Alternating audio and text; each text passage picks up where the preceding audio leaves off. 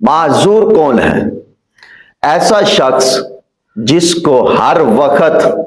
پیشاب کا قطرہ آتا رہتا ہو، یہ معذور ہے،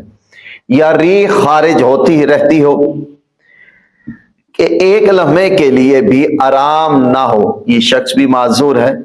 یا کسی زخم سے ہر وقت پیپ یا خون بہتا رہتا ہے تو وہ شخص مریض ہوگا، یعنی اس کو مرض مبتلا آگی، وہ مریض ہوگا۔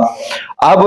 اس کے لیے ہر وقتی نماز کے لیے وضو کرنا ضروری ہے، یعنی اس شخص کو معذور کہتے ہیں جس میں کوئی عذر ثابت ہو گیا، جس میں کوئی ایسی چیز ثابت ہوگی عذر والی، تو شریعت نے بھی اس کو معذور کہا۔ اب وہ ہر نماز کے لیے، وقتی نماز کے لیے وضو کرے گا تو پھر نماز پڑھے گا، ہر نماز کے وقت وضو کرے گا پھر نماز پڑھے گا، کیونکہ اس کے لیے شریعت نے جو ہے وہ رخصت دی ہے۔